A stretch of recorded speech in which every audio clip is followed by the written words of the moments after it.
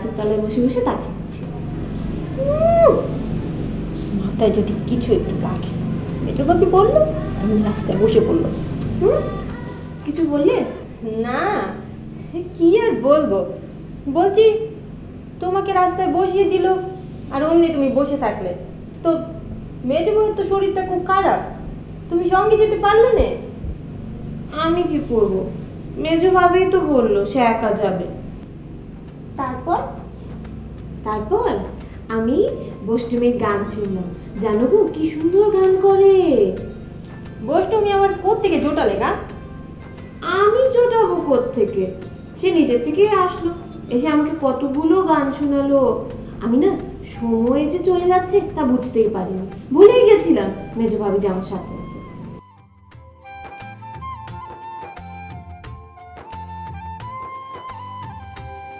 কি ব্যাপার আসিয়া, সাথে তুমি একা একা কি দেখতেছো?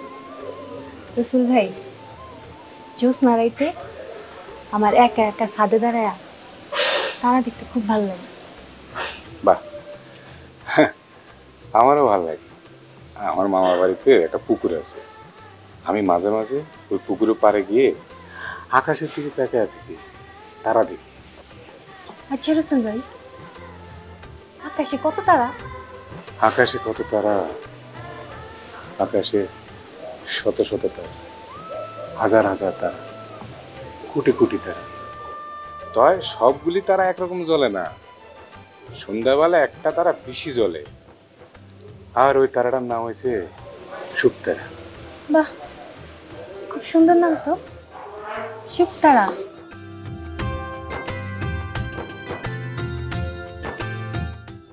জানো আমি বষ্টমীর সাথে হাঁটতে হাঁটতে অনেকটা দূর চলে যাচ্ছিলাম। রাখো তো তোমার বষ্টমী। তা তোমার মেয়ে যদি কোথায় গিয়েছিল সেটা কি জানতে চেয়েছিলে তুমি? মেজো ভাবি তো পানি খুঁজতে গিয়েছিল, তার খুব তেষ্টা পেয়েছিল তো তাই। তোমার মেজদি কি নিজে থেকে তোমাকে এসব কথা বললো যে সে পানি খুঁজতে গিয়েছিল? না মানে আমাকে বলেনি, মেজো ভাইকে বলেছে। মেজো ভাই কি এসব কথা বললো তোমার মেজদি? হ্যাঁ, মেজো ভাই যখন জিজ্ঞেস করলো তখন মেজো ভাবির কথা মনে পড়লো। জানো কর্তা মা মেজো ভাবিকে কত কি দিয়েছে, আবার বলেছে বাচ্চা হলে আরো অনেক কিছু দিবে।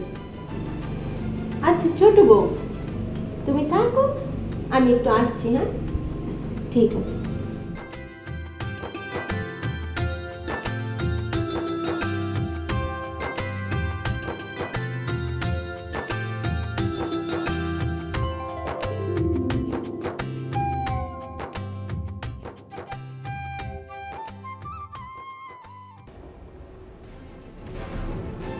আমি অনেক টাইম ধরিয়া সহ্য করিতেছি, এবার ভালো ভালো তুই আবার তোর সঙ্গী সাথীদের পরিচয় দিয়ে তাহারা কোথায় লুকাইয়া গিয়াছে সব ইনফরমেশন আমাকে দে, দিয়ে দে সব তথ্য আমাদেরকে দিয়ে দিবে। তোর জন্য এটা খুব ভালো হইবে।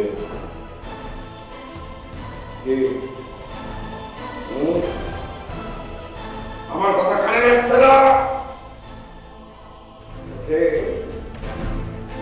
যদি মুখ না করিস তাহলে কাল তোকে সদরে চলা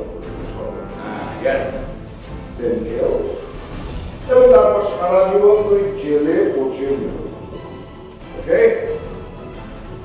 বলে দে।